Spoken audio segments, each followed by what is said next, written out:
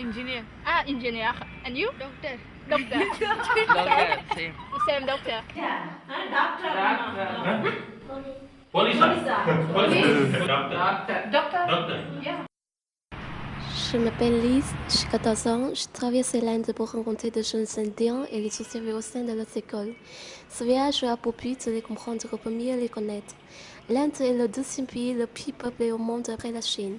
Le pays compte plus d'un milliard d'habitants au dernier recensement de 2009. 23 langues officielles y sont reconnues, dont l'hindi et l'anglais au niveau de l'administration. Bombay compte plus de 21 millions d'habitants. C'est la capitale commerciale de l'Inde. Par son attrait et ses migrations, elle est constituée d'une intense diversité sociale et culturelle. Parti de Bombay, je prends la direction de Panaji. Panaji était autrefois qu'un modeste petit village. Celui-ci prospéra sous l'impulsion du vice-roi du Portugal et fut, en plein essor, renommé Nouveau-Roi. Ses cocotiers à poissons, ses rizières verdoyantes et ses longues plages de sable ont fait de cette ville un petit paradis terrestre, reconnu en tant que tel. Ces 14 heures de trajet pour parcourir les 800 km séparant Bombay et Panaji m'ont permis de discuter avec un jeune homme. Bien loin du stress et du tumulte de la capitale, les Indiens sont plus détendus, accueillants et chaleureux ici. La rareté de touristes rend ma présence plus que remarquée. Les regards se figent sur moi. Pour communiquer, j'utilise l'anglais, la langue la plus pratiquée en Inde. À Panaji, la seconde langue est le konkani. Avec ses 8 langues courantes et ses plus de 500 dialectes, l'anglais est ici un bon compromis pour se comprendre. Au contraire des grandes villes, lorsqu'on s'éloigne dans les contrées plus reculées et les moins touristiques de l'Inde, l'anglais est moins utilisé. Le mélange des cultures, des mentalités et des langues rend l'échange et la cohabitation difficiles, comme si chaque région était étrangère aux autres. Beaucoup moins industrialisée que Bombay, l'absence de l'entassement de beauté en témoigne. La population y est aussi majoritairement masculine. Pour leurs déplacements, les Indiens optent beaucoup pour les transports en commun. Ceux-ci sont souvent surchargés. Les véhicules à 2 roues font aussi concurrence aux automobiles. Les rues de Panaji sont animées de retentissements de klaxons et de bruits de moteurs. Sans que je n'aie à me manifester, 2 écoliers sont venus de même à ma rencontre. C'est la curiosité qui les a motivés. Ils m'ont assailli de questions et ils voulaient savoir d'où je venais. Après avoir discuté quelques instants avec eux, j'ai profité de cette rencontre pour tenter d'accéder à leur école. Ils sont inscrits à l'école privée Don Bosco. Je décide d'essayer d'y aller dès le lendemain. Continuant ma visite de la ville, je m'aperçois que la curiosité à mon égard est toujours la même. Arrivé dans un coin plus éloigné, là où un groupe de jeunes joue aussi la route, l'interrogation dont je suis le sujet se fait encore plus ressentir. Ils ralentissent leurs activités au moment où ils se rendent compte de ma présence. L'agencement des axes routiers donne un aspect intéressant et spectaculaire à la ville. Il est 8 heures, les écoliers sont studieux et ils se précipitent pour ne pas être en retard à leur cours. Les moyens de transport sont divers, bus, vélo, taxi, à pied, chacun fait selon les moyens qu'il a à disposition.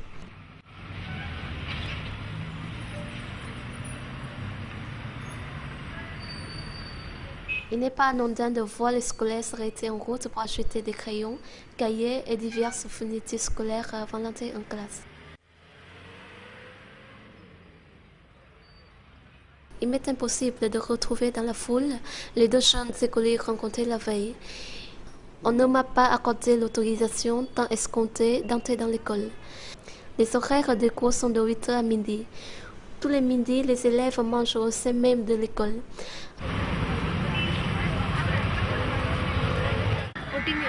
14 years old. And you? 14. 14, okay. And you go to school? Don Bosco. Both of you go to school? Yes, Bosco school. Don Bosco. And you? Mustifan. Okay. Which class? Yeah. We are in 9th standard and he is in it. English is the first language. So it means between you speak English in school? Yes. Yes, We speak English. The professor English. And you have examination Yes. to... 4 examinations in a year. 4 examinations Yeah. for a year. Yes. And to a private school or public school? Private school. Private school. Do you know how much your parents pay? 5,000. 5,000. 5,000 for Yeah. a year. How many people in your class? 58. And you 60. 60. For example, you have a principal teacher, and you have, for example, this teacher for this subject, for example. Yes. Yes, it's like that. Okay. Different subject. Yes. Yeah, One teacher. one teacher, principal. Sorry, for example, you know there are many children who don't go to school. Do you Yes, know yes. about Yeah, that? yeah. Của chị là In India, do you know how much average? 25%. 25% who don't go to school. Yeah. Yeah. You are very lucky to go to school. Yeah. So.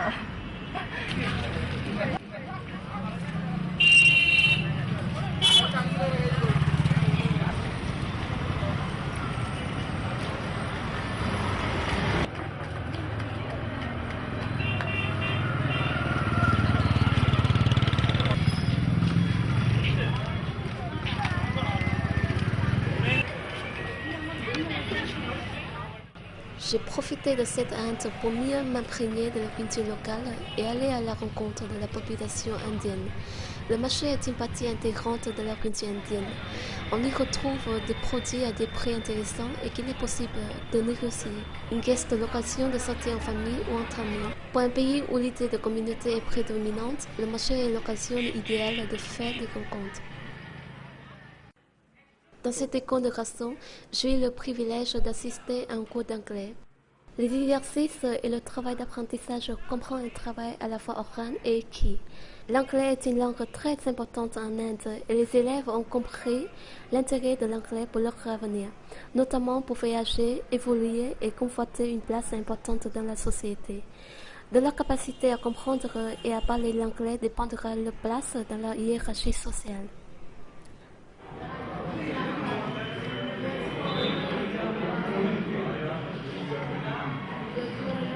En Inde, les écoles privées ne sont pas mixtes. Les garçons et les filles sont dans les écoles différentes. Les enseignements dispensés sont divers et variés. On y retrouve l'anglais, les mathématiques, la géographie, l'enseignement de la langue locale, l'histoire ou la danse. Chaque matière est enseignée par un professeur spécialisé et différent. Les cours sont donnés en anglais.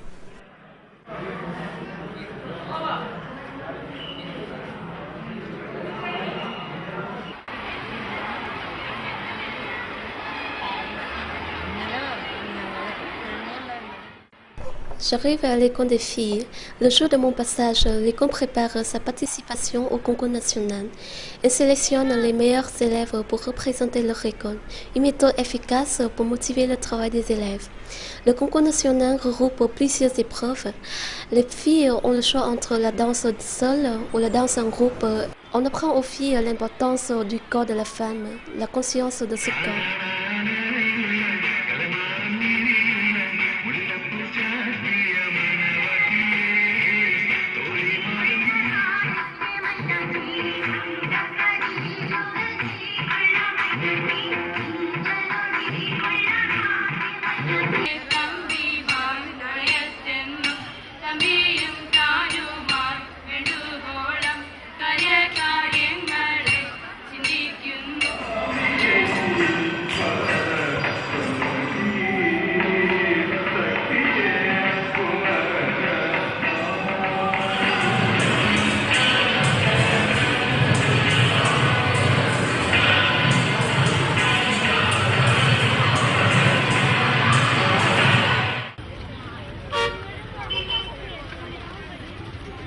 En Inde, l'école est une institution prise très au sérieux, aussi bien par les enfants, les enseignants que les parents, et on reconnaît la qualité de l'enseignement des écoles privées.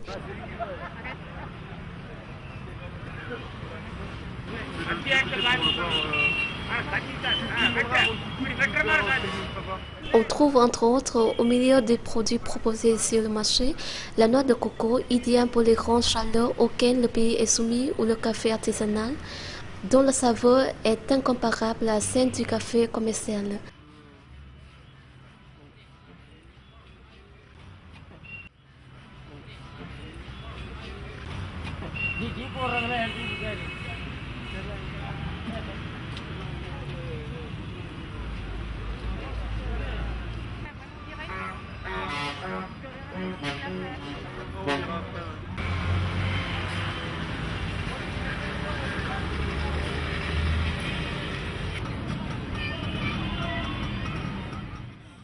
Le marché de nuit est une idée originale, très développée et fortement appréciée en Inde. Celui-ci, installé dans une impasse de la ville, est très connu et les jeunes filles ont pris l'habitude de s'y rendre pour y chiner avec une joie non cachée les bijoux de leurs rêves.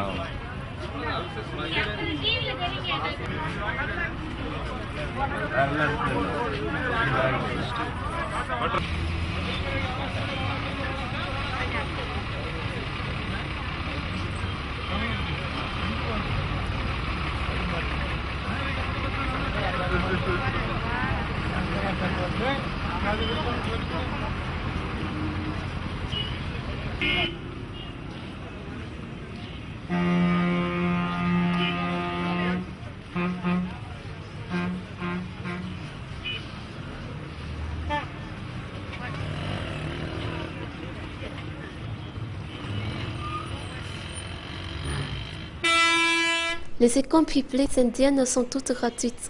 Elles réunissent tous les élèves qui n'ont pas les moyens nécessaires pour accéder aux écoles privées. Les villes qui ne sont pas encore dotées d'écoles privées voient une population d'élèves plus brassée avec des catégories sociales très différentes. Le gouvernement indien travaille en ce moment sur une réforme du système éducatif public et vient de faire appliquer une loi sur l'école gratuite et obligatoire. Cette réforme a pour but de lutter contre les inégalités pour permettre aux enfants d'avoir une éducation scolaire convenable. La méthode d'enseignement dans les établissements scolaires privés se présente sous forme de fiches rangées dans les classeurs. On demande aux élèves de chercher les réponses aux questions dans ces classeurs et ces fiches. Chaque matière a son propre classeur dans lequel chaque fiche correspond à un thème. Par exemple, la table d'addition dans le classeur de mathématiques. Cette méthode n'a pas qu'une vocation pédagogique, elle est aussi utilisée pour pallier au manque de moyens et de matériel dans les écoles. Les cours dispensés dans les établissements publics sont quant à eux plus basiques. Contrairement aux écoles privées où les cours sont dispensés essentiellement en anglais, quelles que soient les matières, dans les écoles publiques, les cours sont dispensés essentiellement dans la langue locale. Seul le cours d'anglais est en anglais.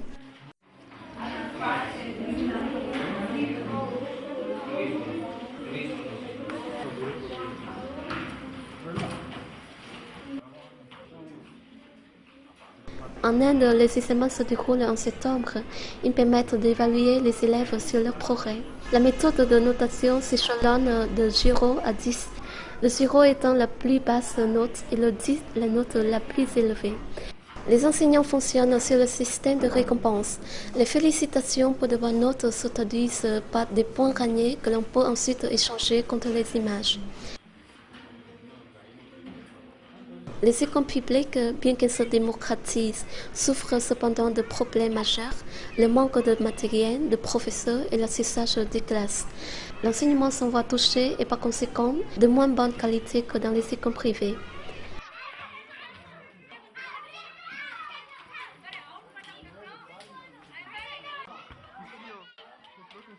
Entre les différents enseignements et à des horaires fixes, les élèves bénéficient de temps réservé à la récréation.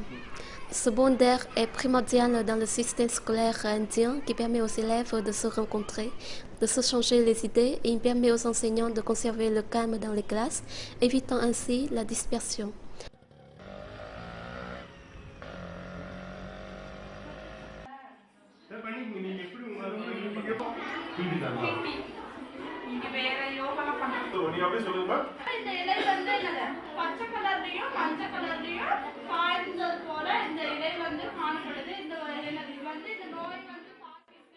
On enseigne à travers des champs d'amour dans cette ville. Le chant est devenu un moyen pratique et convivial d'apprendre les chiffres, les plantes, les lettres ou l'anatomie du corps.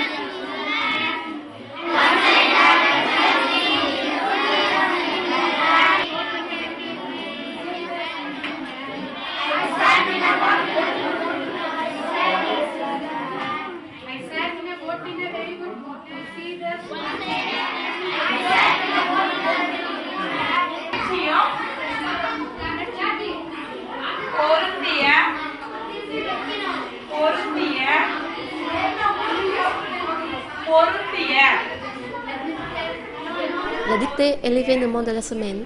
Dispensée en tamoul, la langue locale du Tamil Nadu, c'est un élément important de l'enseignement indien que les élèves ne prennent pas à la légère. La pause déjeuner est un moment très attendu par les élèves. C'est le moment de se retrouver et de discuter avec ses amis pour décompresser avant la reprise des cours. C'est aussi et surtout le moment de se restaurer. Elle est d'1 heure environ. Les repas ne sont pas très variés, mais tout le monde peut beaucoup manger.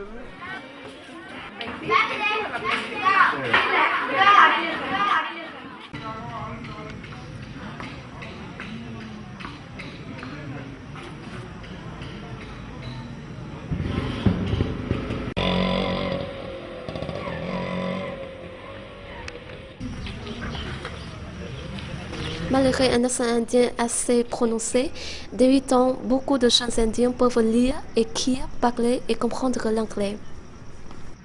Party went and back to dance, asked the peacock. In our king's court, on his birthday, said the dove. Where shall you get a singer? All the tones at each and every one. One side lost it, don't know where. I looked for it here and there. I searched for it. Mothers, grandfathers, and of course, mothers and fathers all are the people from other villages come my bullock.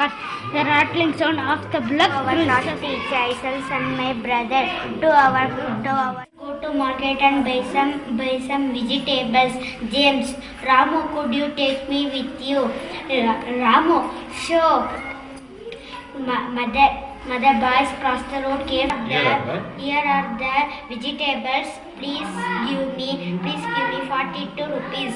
Ramu, I have a 50 rupees note. Could you give me change? Shopkeeper, here it is. And they were home. James, around the prices.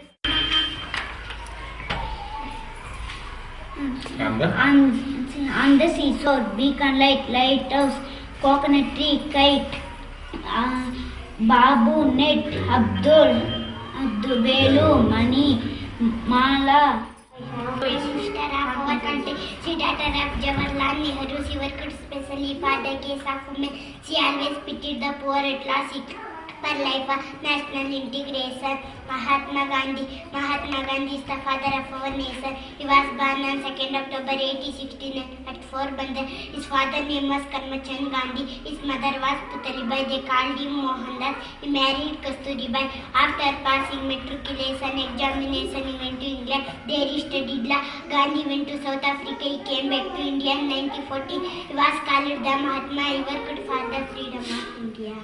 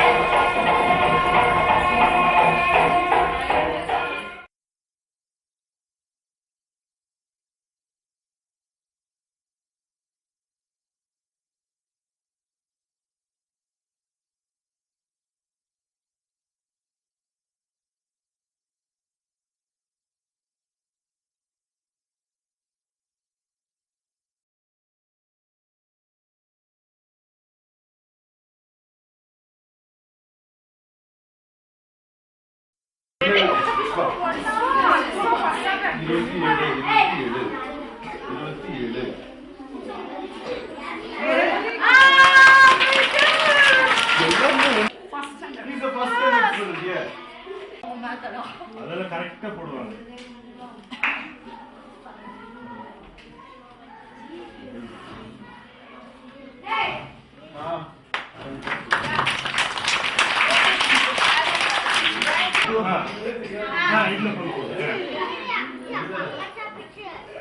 நிறைய பேர் வாலண்டியர்ஸ் இருக்கீங்க. நான் நீ போட்டி போடுற